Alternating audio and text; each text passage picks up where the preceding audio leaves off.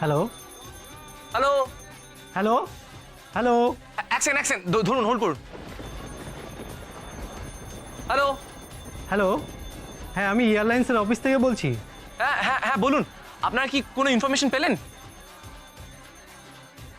Hello hello hello. Oh no, phone তো switch off হয়ে গেল। যা শেষ, এয়ারলাইন্সের অফিস থেকে ফোন এসেছিল। ওরা কি কিছু জানতে পেরেছে?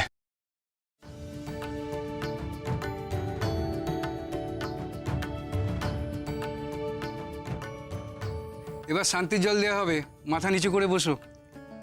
ওং শান্তি, ওং শান্তি, ওং শান্তি, ওং শান্তি, ওং শান্তি, ওং শান্তি, ওং শান্তি। অফিসার যখন ফোন করেছিলেন তখন কিছু একটা খবর দেওয়ার জন্যই ফোন করেছিলেন। সেটা কি জানতে পারলাম না। গিয়ে ফোনটাকে চার্জে বসাই।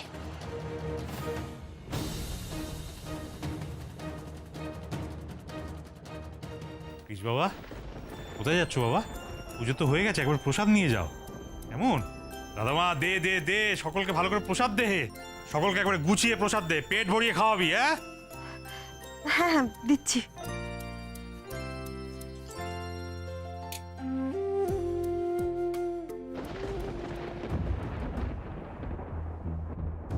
এ কি, মা কাকিমণি কাকুমণি কোথায় গেল?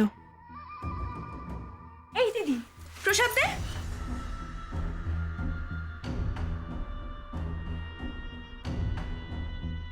এসো এসো, সবাই প্রসাদ নিয়ে যাও। এসো।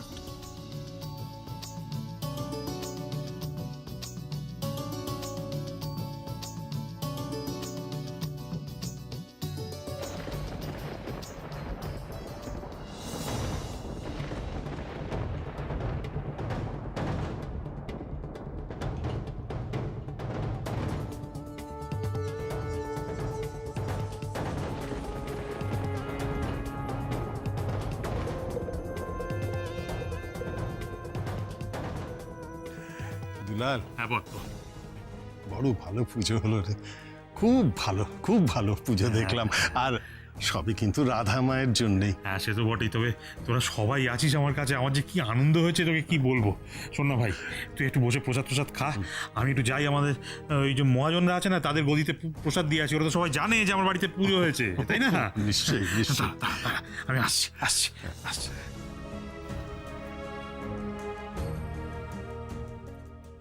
খুব, আপনি দেখছেন মা কাকিমণি কাকুমণি ওরা তিনজনেই কেউ নেই। কোথায় গেল বলুন তো? হোয়াট? রাধা কৃষ সেখানে মিথ্যে বলে কাল কলকাতা এয়ারলাইন্সের অফিসে গিয়েছিল? ম্যাডাম, আমি নিজের চোখে দেখেছি, একদম নিজের চোখে। আর সঙ্গে ওই গৌরবও ছিল। তার মানে বুঝুন যে সঙ্গে ওরা পুলিশ নিয়ে একেবারে আপনার খোঁজ খবর নিতে চলে গিয়েছিল। হ্যাঁ, তবে এটাও ঠিক যে ওদের আলোচনা শুনে আমার মনে হয়েছে যে ওরা এখনো জানতে পারেনি। তার মানে আমি যে এয়ারলাইন্স দিয়ে কলকাতা এলাম, ওরা ঠিক সেই এয়ারলাইন্সের অফিস পর্যন্ত পৌঁছে গেল। আমার লাগেজ ব্যাগে এয়ারলাইন্সের ট্যাগটা রয়ে গেছিল, আমার মনেও ছিল না। ম্যাডাম, আমার কি মনে হয় জানেন তো, আপনার ব্যাগপত্র সার্চ করেছে। হ্যাঁ, সেটা আপনার অগোচরে। ওরে বাবা, এই দুজন যা ধুরন্ধর না, শেষ পর্যন্ত না আপনাকে চিনে ফেলে তারপর। শাট আপ দিব্য। কাল তোমায় বলেছিলাম ওরা কলকাতায় গেছে কিনা আমাকে একটু জানিও। একটা ফোন পর্যন্ত আমাকে করে কিচ্ছু জানালে না। Worthless, absolutely. কি মুশকিল দপ্তরে কি এত বড় একটা শহর, সেখানে দুজনকে এরকম খুঁজে বার করা যায় নাকি? সম্ভব বলুন তো আপনি? তারপর তো আপনাকে ফোন করে যাচ্ছে, আপনি ফোন ধরছেন না কি? তারপর একবার ফোন করলাম, প্লিজ ধরলো, আমি ম্যাডাম বলে ফেলেছি। ওরে বাপরে বাপ, কেন বলেছি কি বলেছি, পুলিশই জেরা শুরু করেছিল। কি বলবো বলুন তো? হোয়াট? তুমি আমাকে ম্যাডাম ডাকো, সেটা ক্রিস শুনে ফেললো? হ্যাঁ, তোমরা দুজন কি করছো বলো তো? একটার পর একটা ব্লান্ডার। রমলা, হ্যাঁ তুমি কাল যখন ওদের দেখলে তখনই তুমি আমায় ফোন করলে না কেন? ওর তো ব্যাটারিতে চার্জ ছিল না, ফোনটা সুইচ অফ হয়ে গেছিল। তারপরে বাড়ি এসে আপনাকে ফোন করছিল, কিন্তু আপনি মানে আপনাকে ফোনে পাচ্ছে না। কি করবে বলুন তো? কিছু করার নেই তো। এখন এটুকুনি মিথ্যে না বললে উপায় নেই। ম্যাডাম যদি জানতে পারে যে রমলা ম্যাডামকে ফোন করেনি, তাহলে একেবারে কাঁচা চিবিয়ে খাবে। সব সব আমার বিরুদ্ধে হচ্ছে। Everything is going against me. একটার পর এক গোলমাল হচ্ছে, ভীষণ টেনশন হচ্ছে আমার। ওইদিকে আমারও একটা ভুল হয়েছে। ম্যাডাম, আপনারও ভুল হয়? আরে বাথরুমে চান করতে গিয়ে ওই বালতিতে ওই জলে ভিজে আমার যে উইকটা, ওইটা পুরো ভিজে একদম। হ্যাঁ, এত ছোট বাথরুম। এমা, তাহলে আপনার মাথায় এটা এখন কি? এটা ওই উইকটাই পার্লারে গিয়ে আমি যে কোনো মতে ওটাকে ড্রাই টাই করে আমি ম্যানেজ করেছি। ওই দেখো, ওই আলনার পেছনে একটা দরজা আছে, আমি ওই দরজাটি বেরিয়ে গিয়ে পার্লারে চলে গেছিলাম। কি করবো, কিছু তো করার নেই আমার। আচ্ছা ম্যাডাম, রাধা কি সন্দেহ টন্দেহ করেনি তো? করেছে? হ্যাঁ, না, হয়তো করেছে। এখন আজ রাত থেকে কাল বিকেল পর্যন্ত সময়টা ঠিক করে কেটে গেলেই হয়। রাধা কৃষ বিদেশ চলে যাবে, আর গণেশ বিসর্জনের সঙ্গে সঙ্গে শোভার নামও জলের তলায় চলে যাবে।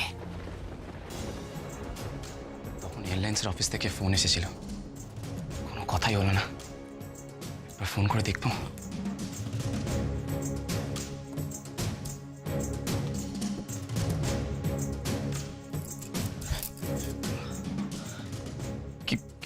বিনা কিছু বলবে? অনেক কিছু, তোমাকে অনেক কিছু বলার আছে জানো তো। আমি তোমার কষ্টটা বুঝি কৃষ। না, কৃষ দা, রাধা মানে রাধা দিদি। রাধা দিদি তো আর বেশি দিন বাঁচবে না, কিন্তু আমি সব সময় তোমার পাশে থাকবো।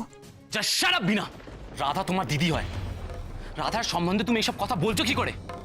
আর আমি তোমাকে নিজের ছোট বোনের মতো দেখি, তার বাইরে কিছু ভাবার চেষ্টাও করবে না। কি হলো গোমরামুখ? দিদি দিদি, তোর বরটাকে একটু বোঝা তো, এক ফোঁটাও আর কি বোঝে না। আমি তো শালি হই বল, আর শালি মানে তো আদি ঘরওয়ালি। আমি আর কি মারবো না তো কে আর কি মারবে বলতো? আচ্ছা, কি হয়েছে সেটা তো বল। জিজ্ঞেস কর, তোর বরকেই গিয়ে জিজ্ঞেস কর কেন এত রেগে গেল। কৃষ্ণদা, আমি তোমার সাথে মজা করছিলাম, রেগে যেও না।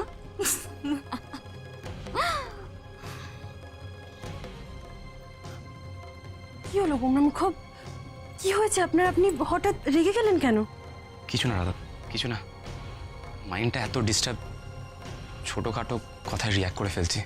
তুমি জানো, তখন এয়ারলাইন্সের অফিস থেকে ফোন এসেছিল। ফোন এসেছিল? কি বললো ওরা? মানে কোনো হদিশ পেল? আমি ফোন রিসিভ করেছিলাম, কিন্তু পুজোর এত আওয়াজ হচ্ছিল, আর হঠাৎ করে ফোন সুইচ অফ হয়ে গেল। কিছু জানতেই পারলাম না কেন ফোন করেছিল। ও আচ্ছা, আপনি আরেকবার ফোন করে দেখুন না। হ্যাঁ, সেটাই করতে যাচ্ছিলাম।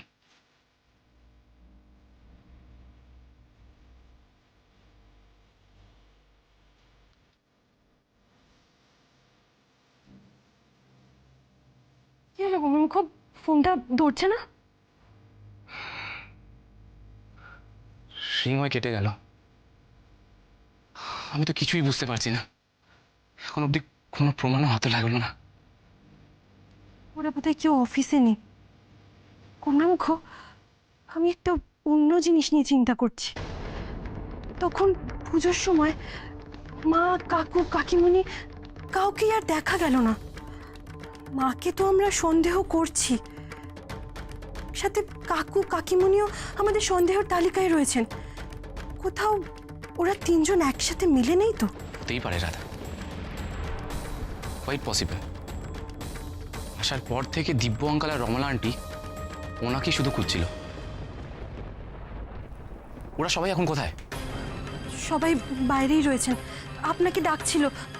মা মানে উনি আপনাকে কি বলবেন? রাধা কাল বিসর্জন, উনি আমাদের হাতে ফ্লাইটের টিকিট ধরিয়ে দিয়েছেন। এইটুকু সময়ের মধ্যে যদি আমরা সমান জোগাড় না করতে পারি তাহলে বাইরে যাওয়াটা আটকাবো কি করে? এই তো রাধা কৃষ্ণ চলে এসছে, তোমাদেরই অপেক্ষা করছিলাম। কি হয়েছে মম? কালকে দিনটা মনে আছে তো? কালকেই কিন্তু তোমাদের বাইরের ফ্লাইটের টিকিট সব দিয়ে দিয়েছি, পাসপোর্ট সব ঠিক করে গুছিয়ে রেখেছো তো? হ্যাঁ, টিকিটও কাটা হয়ে গেছে। ও মা, রাধা তো শাশুড়ি কি ভালো রে। তুই না করছিস কেন? যা, বাপরে, বিলে যাবি, ঘুরবি, বিলিতি জিনিস দেখবি, বিলিতি খাবার খাবি, কি মজা। কবে তোমার বুদ্ধি হয় বলো তো মনোরমা?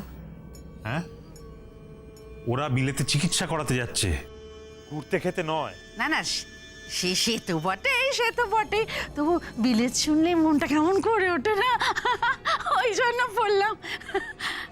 যাই হোক, নেক্সট উইকে ডক্টরের সঙ্গে তোমাদের অ্যাপয়েন্টমেন্ট ফিক্স করা আছে, কোনো অসুবিধে হবে না। আর ট্রাভেল এজেন্টকে বলে তোমাদের হোটেলটাও আমি কনফার্ম করে দিয়েছি। কিন্তু মা, কাল তো বিসর্জন। গণেশ দাদাকে সাবধানে মা দুর্গার কাছে না পৌঁছে দেওয়া পর্যন্ত আমি কিভাবে যাই বলো? তোমাকে যেতেই হবে রাধা।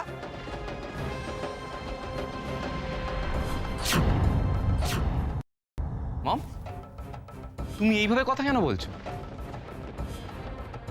আর এত রেগেই বাজাচ্ছ কেন? আসলে রাধার অসুখ নিয়ে আমি এত টেনশনে আছি না, পুজোর মধ্যে সব ভুলেছিলাম। হ্যাঁ, তা আর তো দেরি করা যায় না বলো। আর রাধা, তোমার গণেশদার বিসর্জন তো বিকেলবেলা, ফ্লাইট তো তোমাদের লেট নাইট, তাই তোমার গণেশ দাদা বিসর্জনের পরে ধীরে সুস্থে তোমরা যেতে পারো। দাদামা, বোটান তো ঠিকই বলেছে, দেখ অসুখ বিসুখ বেশি দিন ফেলে রাখাটা ভালো নয়।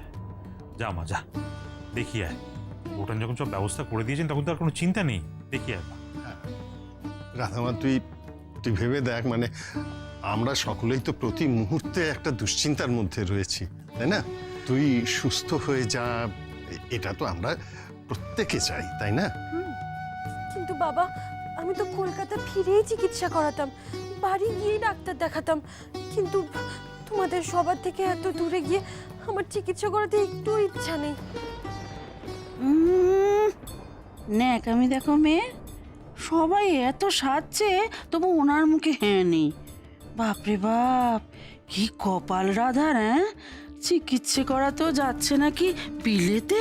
কলকাতার ডাক্তারদের আমার দেখা হয়ে গেছে, আর না, এবার আর কোনো আপত্তি চলবে না রাধা, লক্ষ্মী মেয়ে আমার। যা,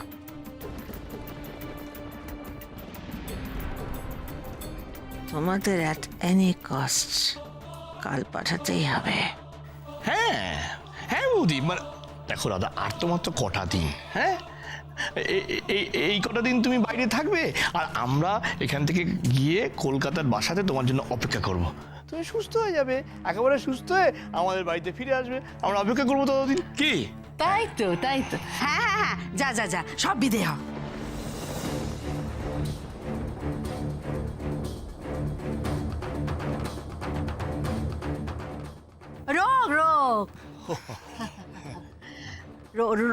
রোগ বালাইয়ের কথা বলছিলাম। রাধার যে কি বড় রোগ হলো, তাই বলছিলাম বিদেশ টিদেশ গিয়ে রোগ টোগ সব বিদেয় হয়ে যাক, রাধা আমার সুস্থ হয়ে বাড়ি ফিরে আসুক। তাহলে কাল বিসর্জনের পর আমাদের রাধা বাইরে যাবে, আর আমরা বাড়িতে বসে তোমার জন্য প্রার্থনা করব। রাধা সব ঠিক হয়ে যাবে, কিচ্ছু হবে না, তুমি ভালো হয়ে যাবে।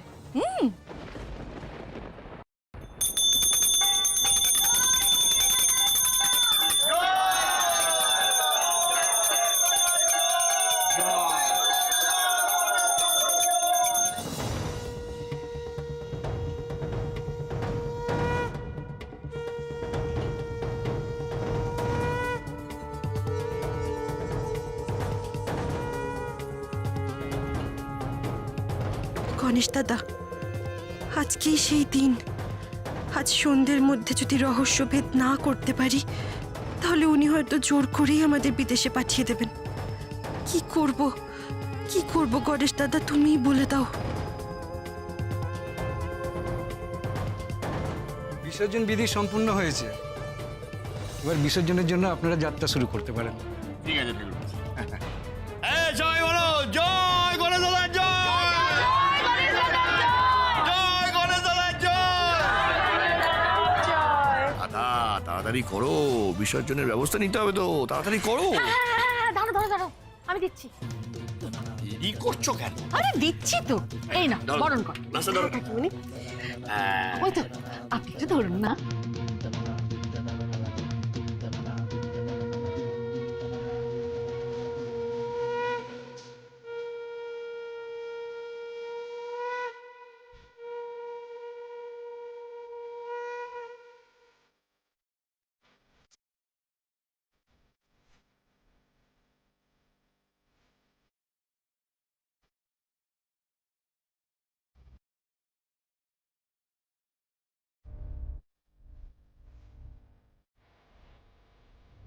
আমার পরিবারে কারোর কোনো অনিষ্ট হতে দিও না গণেশ দাদা। তোমার আশীর্বাদে সব বিঘ্ন কেটে যাক, সব বিঘ্ন।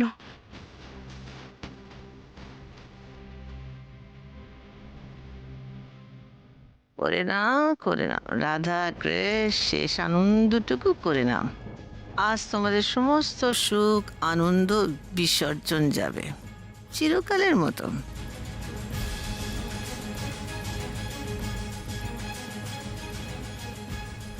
এবার তো বিসর্জনে যেতে হবে সবাইকে।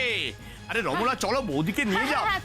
দাদা দাদা চলো সবাই। আর ঢাকি, আমি না এদেরকে নিয়ে না, এই ঢাকি, এই চলুন। দাঁড়িয়ে রয়েছেন, কি আশ্চর্য দেখছে। এই দাদা কৃষ, তাড়াতাড়ি চলে। হ্যাঁ হ্যাঁ, চলুন চলুন। হ্যাঁ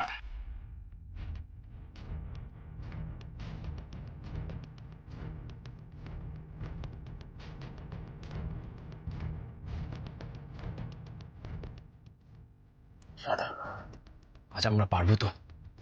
আমাদের হাতে মাত্র কয়েক ঘন্টা সময় আছে। পারতেই হবে, আমাকে এখান থেকে বেরোতেই হবে, যে করে হোক। জয় গণেশ বাবার জয়।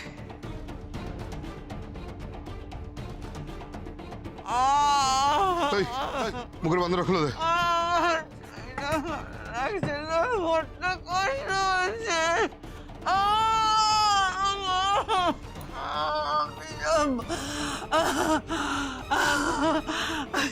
বুকে ব্যথা। এই বুড়ি, বেশি নাটক করবি না। আমার কষ্ট হচ্ছে, আমি নিঃশ্বাস নিতে পারছি না। রে বুড়িটা মুড়ে টরে গেল তো, লাফড়া হয়ে যাবে রে। তুই চলতে চলতে চলতে।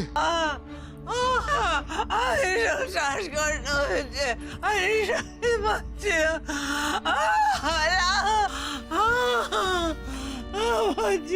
আচ্ছা, আভা ম্যাডাম বা দিব্যেন্দু স্যারকে জানাবো নাকি ডাক্তার কাকে ডাকবো? যা করবি ফটাফট কর।